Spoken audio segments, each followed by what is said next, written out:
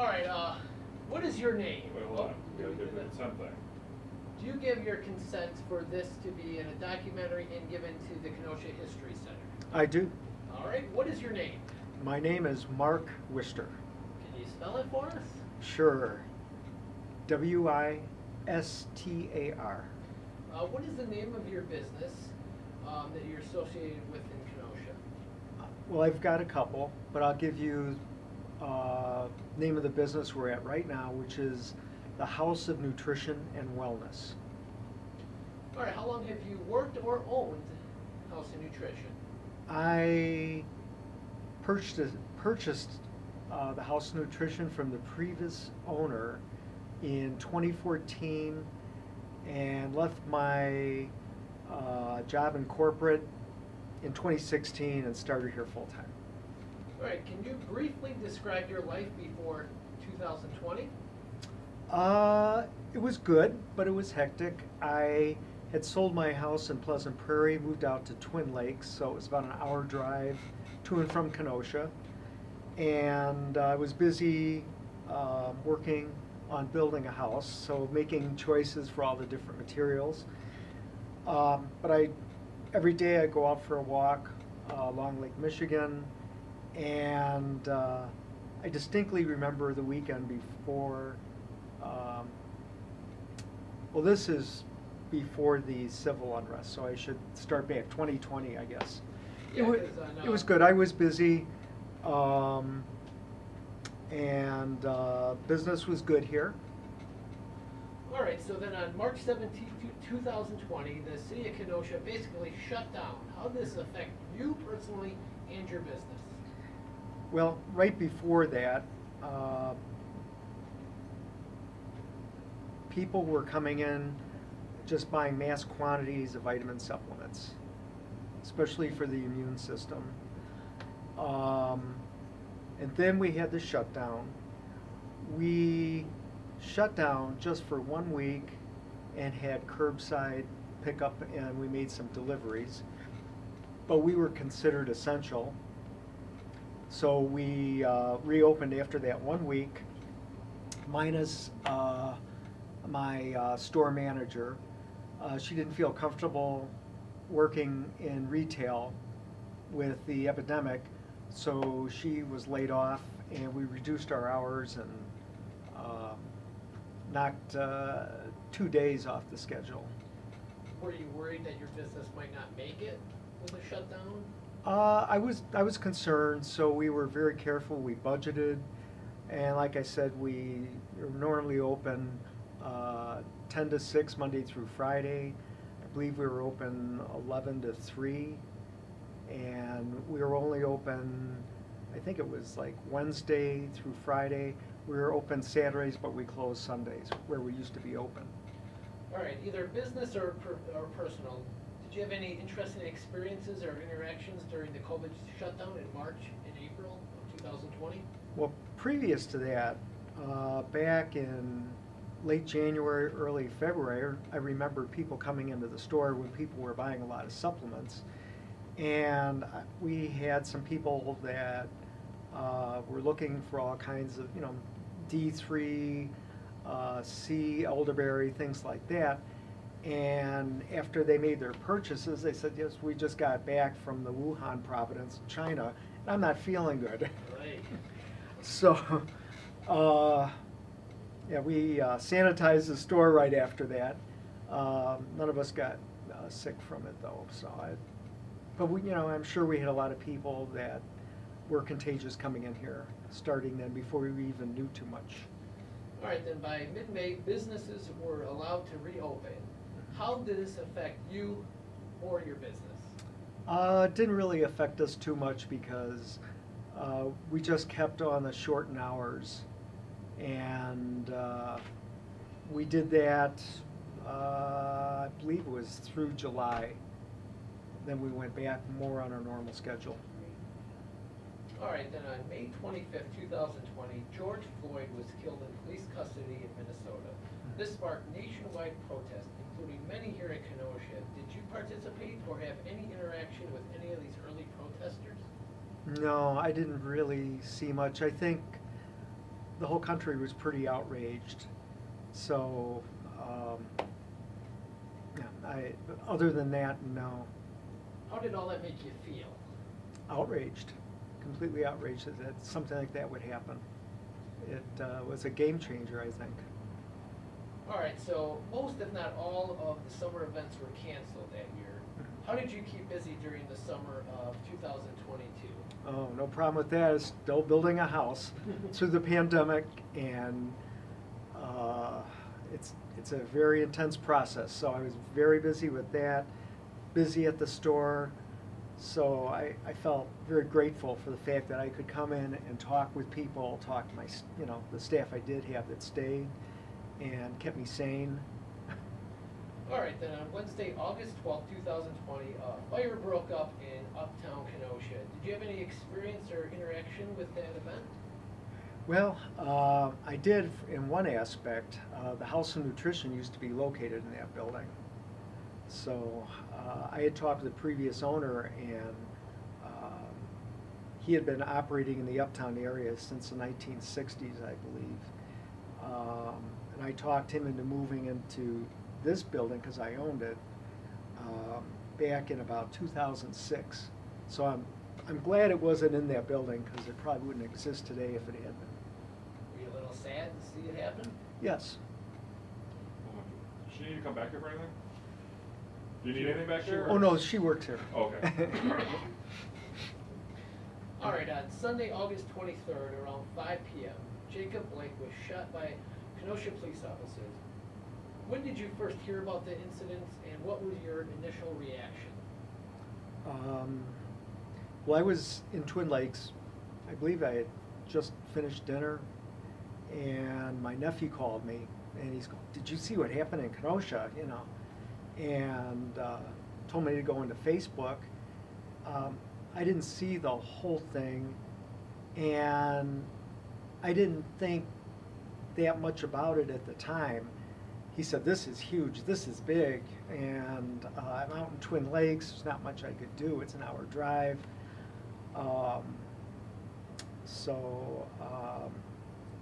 I mean, it was horrible, but I just, I didn't know what it would turn into. All right, then throughout the night of Sunday, August 23rd, and into the next morning, many downtown businesses were damaged by rioters, including the fire at Car Source Lot, the Manja's Restaurant. How did you first find out what was going on with that? Well, I got up the next morning early, and I looked on Facebook. Usually I would go work out first thing in the morning, but that morning I didn't. I looked on Facebook, and I saw a bunch of messages from some of the other businesses I own that are located downtown. And I thought, oh boy, I better get down there. So I got in early that day, I believe about 7:30, and I had cameras in my building. Everything looked okay, and my tenants here hadn't called me. So I got here, and everything was okay. My nephew met me here. What was the state of downtown when you arrived Monday morning? It was chaos. I checked out this building first, made sure it's okay. Checked across the street, the Orpheum, make sure that was okay, and Equinox. And these businesses were all okay. We went down 6th Avenue North, and I just saw the remnants. There were some fires in buildings, broken windows. There was graffiti written on buildings. So my nephew had a power washer. He went and got that. We helped get the graffiti off. And he's a carpenter also. So the plywood started arriving, and businesses wanted help, boarding up. So my nephew Mike and I went around doing that, although he did most of it. I stood there and kind of watched, but I'm not that handy, but we were helping people, and I was talking to the owners. So when you first came downtown and you were noticing everything, what was your initial reaction, your emotions? Disbelief. I was just in shock as we walked around and saw, all the different things that happened. And then how late did you stay up that night, looking around downtown and helping out? Well, they were saying to, evacuate the area.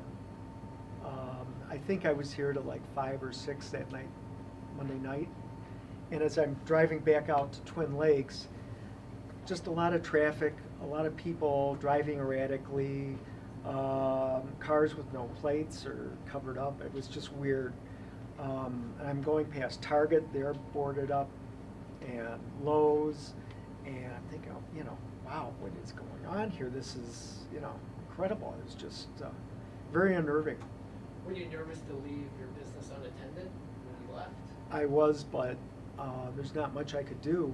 We did board up here, and the tenants upstairs evacuated just for safety reasons.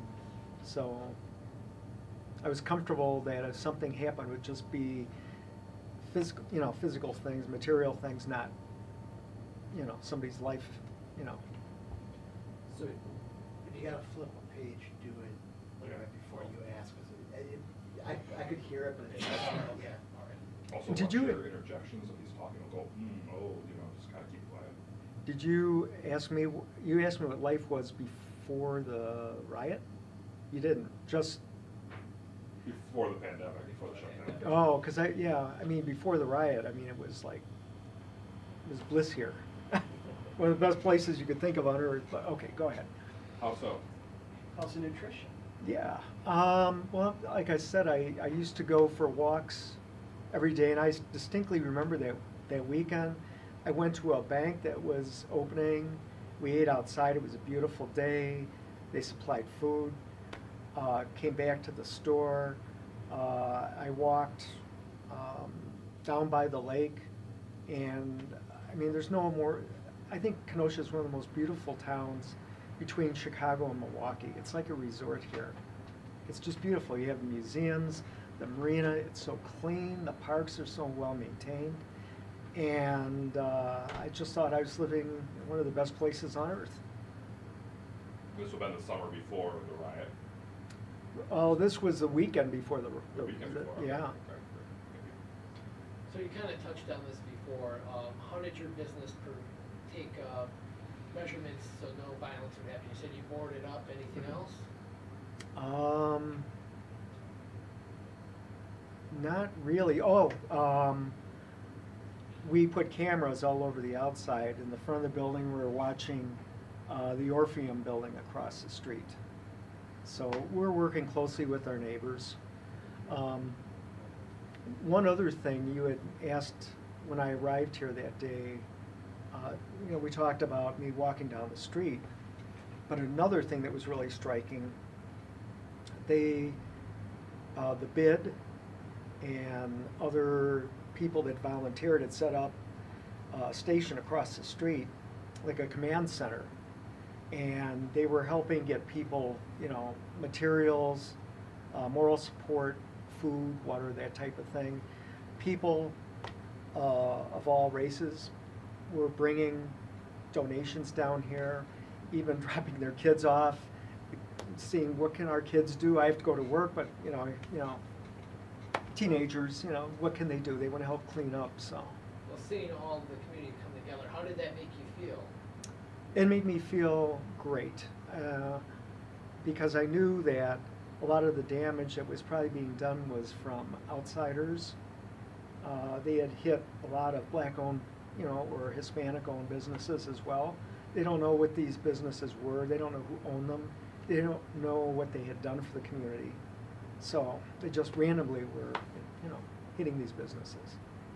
All right, then on the evening of Monday, August 24th, and then into Tuesday, the violence spread west, including fires at B&L Office Furniture, the Kenosha Probation Office, and the Danish Brotherhood, Rody's Camera Shop, and more.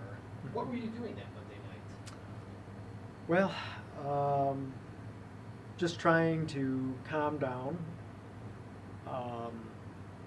I was also getting ready. They were delivering my furniture on Wednesday to my new house, so I had to be there on Wednesday. I was concerned about the downtown. I'm on the bid board. And I was trying to help as many people as I could here. I felt that was, my duty too. And so I tried to have as normal of a evening as I could. I did bring my phone, which I normally don't do. I brought it into my bedroom, left it on my nightstand. Around midnight, one of my friends called me, who lives in Harbor Park, and she's hysterical, and she said, "Mark, I don't know what's going on. I see smoke, I see fire. I think the House of Nutrition's on fire." And I looked at my phone, I'm looking, and I said, well, cameras are still working, everything's okay inside. I see smoke on the outside in the parking lot, but she says, I heard a few gunshots, and so I just tried to calm her down. I thanked her, and I just went back to bed. There's nothing, I could possibly do. I'm an hour away. It's past midnight now, and somehow I did manage to go back to sleep, and just got up early and came back down the next day. Can you just take a moment to give us a nutshell definition of what the bid is? Oh, sure. So the BID stands for Business Improvement District in Kenosha. How long have you been involved with that? I've been on the bid board for probably about 2.5 years now, and this year I became vice chair. And we work on different types of projects to help improve the downtown, lighting, marketing, all kinds of things, Christmas lights, things like that. Were they involved with the cleanup efforts? DKI and BID, yes, they were. They procured a lot of the materials, the lumber, and the people to come in. They organized all of that, so. All right, did you have any contact with any elected officials that week? I did. So, Wednesday, I had to be at my house. Furniture was coming, there was no stopping that. Had a lot of furniture, had been in storage for over a year. So I was busy doing that on Wednesday. And of course, we had to close the store. I closed the store on Monday. It was not open as of Monday. And I paid my manager to work for the downtown and the uptown for that week. So Wednesday, I had to be at my house, my new house. Furniture's being delivered. And of course, on Thursday, again, I had to be over there they were still delivering some things. It was a 2-day job. And I got a call from an official and said, can you be at your store? The governor would like to come down and see the downtown, what's going on. So cleaned up as quick as I could, ran down here, opened up the back of the building because the front was all boarded up. And I came in here, there were wires all through here. It was kind of crazy. I'm trying to turn on some lights. All of a sudden, my parking lot fills up with all these vehicles. And in comes the governor, Governor Evers, Lieutenant Governor Mandela Barnes, Tip McGuire, representative, Peter Barca, who works for the state, and there were a couple other people. Alex Gunadra, who owns the Orpheum and also was chair of BID, also came. And we just were in the store for a while, we talked. And then I took the group outside, we went across the street, and I introduced them to the people that are at the command center. And then we walked down, north, down 6th Avenue a little bit. Were you glad that these officials came here? Yes, I am, support? to show support for the community. It didn't matter what political party they're involved with. That it's just that they came, And they came because I'm friends with Peter Barca, and he brought them, he knew I'd give them a good tour and introduce them to some people, so that's how that transpired. All right, did you have any contact with any independent journalists or live streamers? I did. I can't remember their names. I know I met a fellow from Minnesota. We met some people from New York. And they loved the community. They actually were thinking of moving here, even with all the turmoil. They just loved the community. They couldn't believe how nice of a town. You know, usually when they respond to things like this, the towns aren't the greatest. But, you know, Kenosha is a beautiful town, and I could see why they were so surprised by that. Were you almost overwhelmed by all the media that was down here? Yes, yes. Because then I think, I can't remember what day it was, if it was Tuesday, let's see, Jesse Jackson came down and had a talk by the Car Source. I went to that, and Anthony Kennedy, our alderman, our councilman? Alderman. It's Alderman. He's an alderman. Okay, our alderman.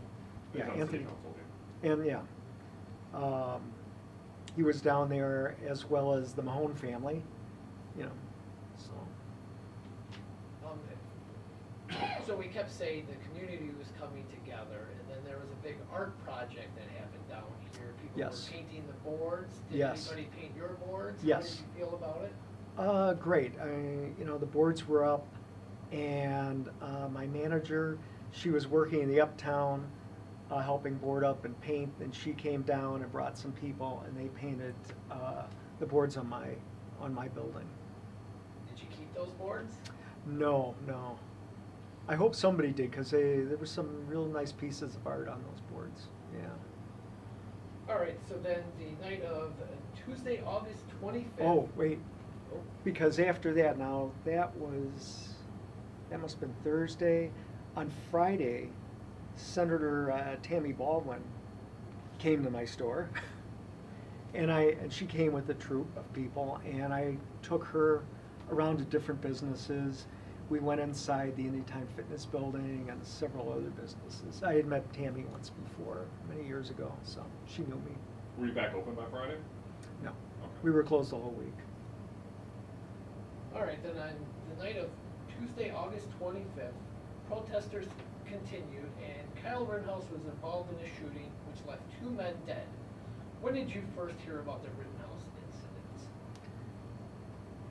incident? It must have been the next day. When that friend of mine that lives at Harbor Park called, that must have been the shooting that she heard. What was your initial feelings when you heard about this, and then when you actually saw the footage? Really mixed. And still to this day, I'm kind of mixed on it.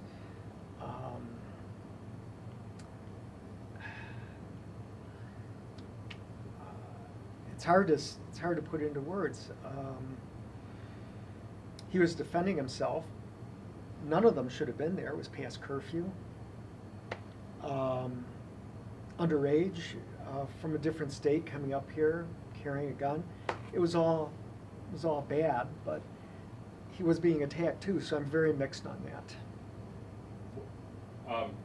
What did you think about the state of the protests after this shooting? Do you think that they would increase or decrease or stay the same, or? I thought things would start going down, but it became so political. And I'm surprised because it really wasn't a political thing. I didn't think, but it became a political thing. But it should have just been in the hands of a jury and let them decide. And to this day, people are getting into arguments about it. So then after the shooting, were you more nervous for Kenosha? Were you worried?